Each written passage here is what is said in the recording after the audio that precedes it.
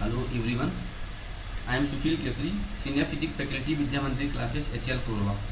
Today we are going to discuss chapter Light, Shadow and Reflection and its revision class, and it is lecture number 1. And today we are going to discuss topics. First of all, source of light, second, transparent, opaque and translucent objects, and third one is the propagation of light. So let's discuss one by one. First of all, let's do a quick recap of this chapter. In the light, shadow and reflection, we will study light, shadow, mirror and reflection, and pinhole camera. So in the light part, we will discuss luminous and non-luminous objects, opaque, transparent and translucent objects. In shadow part, we will discuss what are the shadow and properties of the shadow. In mirror and reflection part, we will discuss what is the reflection and types of the reflection, light travel in a straight line path.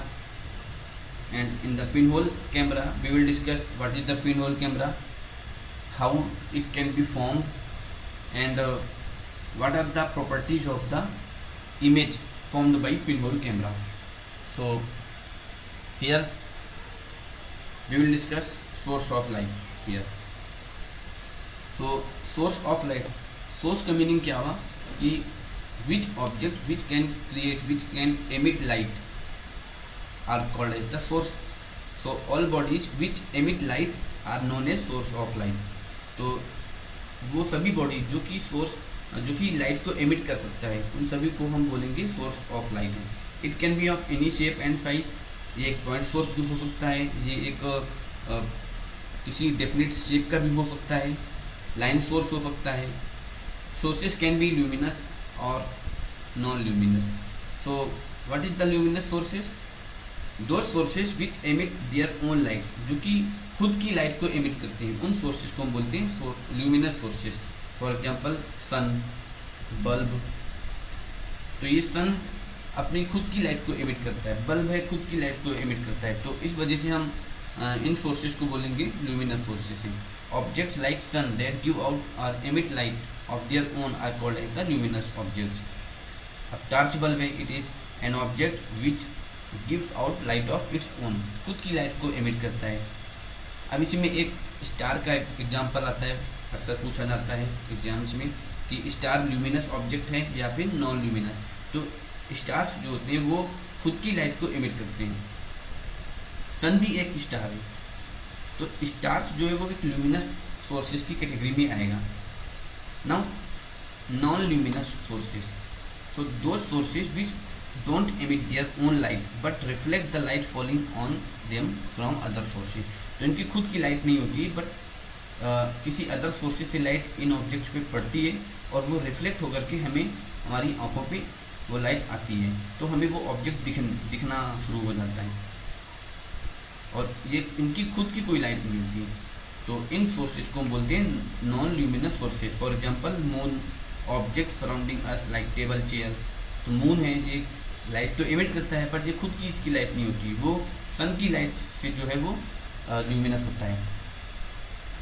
Table हो गया, chair हो गया, ये सारे सब non luminous objects और sources की category में आएंगे. Now come to the what are the transparent, opaque and translucent object. तो कोई भी ऑब्जेक्ट है उसको ट्रांसपेरेंट या ओपेक और ट्रांसल्यूसेंट ऑब्जेक्ट बनाया जा सकता है. Any given object or material could be opaque, transparent or translucent depending on whether it allowed light to pass through it completely, partially or not to it. तो depend करता है कि कौन सा ऑब्जेक्ट जो है लाइट को कम्प्लीटली पास कर दे रहा है या फिर कुछ पार्ट, कुछ अमाउंट जो है वो लाइट का पास कर रहा है और कुछ पार्ट को एब्जॉर्ब कर ले रहा है, कुछ पार्ट को वो रिफ्लेक्ट कर दे रहा है. या ऐसा भी हो सकता है कि कुछ ऑब्जेक्ट्स हैं जो पूरी की पूरी लाइट को ब्लॉक कर दे रहा हो और कोई भी पार्ट लाइट का वो पास नहीं कर रहा है. तो इसके बेसिस पे हम ऑब्जेक्ट को कई टाइप में डिवाइड करते हैं. So first of all opaque object है. तो those objects which allow no light to pass through them. तो वो ऑब्जेक्ट जो कोई भी लाइट को पास नहीं करते हैं, मतलब 100% लाइट को ब्लॉक कर दे रहा वो. and we cannot see through an object at all are called as the opaque object. तो वो ऑब्जेक्ट जो कि लाइट को कम्प्लीटली ब्लॉक कर दे रहा हो, कुछ भी पार्ट जो है वो लाइट को पास नहीं कर रहा हो, तो ऐसे ऑब्जेक्ट को बोलते हैं हम ओपेक ऑब्जेक्ट. फॉर एग्जांपल अगर एक कार्डबोर्ड है, तो अगर हम उस पर लाइट इंसिडेंट करें और हम दूसरी तरफ से कार्डबोर्ड के दूसरी तरफ से हम ऑब्जर्व कर रहे हैं, तो हमें कोई भी लाइट दिखाई नहीं पड़ेगी. वो सारी की सारी जो लाइट है वो कार्डबोर्ड उसको एब्जॉर्व कर ले रहा है. तो ये एग्जांपल हुआ ओपेक ऑब्जेक्ट का. ट्रांसपेरेंट क्या होगा? If we are able to see clearly through an object it is allowing light to pass through it and it is transparent. तो अगर कोई भी ऑब्जेक्ट है वो कंप्लीट लाइट को पास कर दे रहा है, तो हम उस टाइप के ऑब्जेक्ट को बोलेंगे ट्रांसपेरेंट. जैसा कि यहाँ पे हमने फिगर में भी दिखा रखा है. ये लाइट, ये सपोज एक ग्लास है, क्लीन ग्लास है, तो अब इस ग्लास से इसके उस साइड से लाइट आ रही है और हम इस साइड में ऑब्जर्वर है या कोई भी पर्सन हो सकता है जो कि ऑब्जर्व कर रहा है, तो पूरी की पूरी लाइट जो है उधर से इधर ग्लास के थ्रू पास हो जा रही है. तो ये ग्लास को हम बोलेंगे कि एक ये ट्रांसपेरेंट ऑब्जेक्ट है. Now there are some objects through which we can see but not very clearly. Such objects are known as translucent.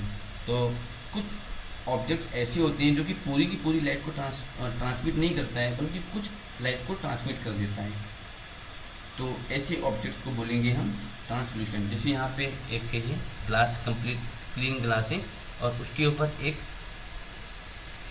Layer लगी हुई है, ये थिन फाइबर की या फिर कोई एक रबड़ शीट है उसकी लेयर लगी हुई है. तो यहाँ से लाइट जो है वो कम्प्लीटली पास नहीं होगी. तो इस टाइप के ऑब्जेक्ट को हम बोलेंगे ट्रांसल्यूसेंट. फॉर एग्जांपल सपोज एक पेपर है, पेपर में कोई भी A4 पेपर सपोज ले लिया और उसके ऊपर हम ऑयल लगा दिया या ग्रीस की एक लेयर लगा दिए, तो जो भी लाइट इंसिडेंट होगी वो कम्प्लीटली पास नहीं होगी. कुछ पार्ट पास होगी, कुछ पार्ट वो रिफ्लेक्ट हो जाएगी और एब्जॉर्ब हो जाएगी. तो ये एग्जांपल हो जाएगा ट्रांसल्यूसेंट ऑब्जेक्ट्स का. Now come to the propagation of light. तो लाइट जो है वो हमेशा एक स्ट्रेट लाइन पाथ में फॉलो करेगी, ट्रेवल करेगी, प्रोपगेट करेगी, और जो इसकी स्पीड ऑफ लाइट होती है वो 3 × 10⁸ metre per second in vacuum होती है. और ये जो स्पीड ऑफ लाइट है वो हमेशा वैक्यूम में सबसे ज़्यादा होती है, 3 × 10⁸ मीटर पर सेकेंड. और भी कोई भी दूसरा मीडियम होगा तो स्पीड ऑफ लाइट कुछ कम हो जाएगी. So light travel along a straight line in a medium or in vacuum, and the path of light changes only when there is an object in its path or where the medium changes. अगर कोई भी medium change हो गया light के path में, अगर कोई medium change हो गया तो इसका जो पाथ है वो चेंज हो जाएगा. अदरवाइज सेम मीडियम में अगर लाइट प्रोपोगेट कर रही है तो जो लाइट है वो एक स्ट्रेट लाइन में प्रोपोगेट करेगी. We call this property as a rectilinear or straight line propagation of light. Light that starts from point A and passes through another point B in the same medium actually pass through all the points on the straight line AB. तो continuous है. यहाँ पे हमें medium की ज़रूरत नहीं होती है लाइट को प्रोपोगेट करने के लिए. So its speed in vacuum is 3 × 10⁸ metre per second. तो यहाँ पे कुछ बेसिक टर्म्स हैं लाइट से रिलेटेड, ये हमको ध्यान में रखना है. फॉर एग्जांपल कुछ टर्म्स ले लेते हैं यहाँ पे.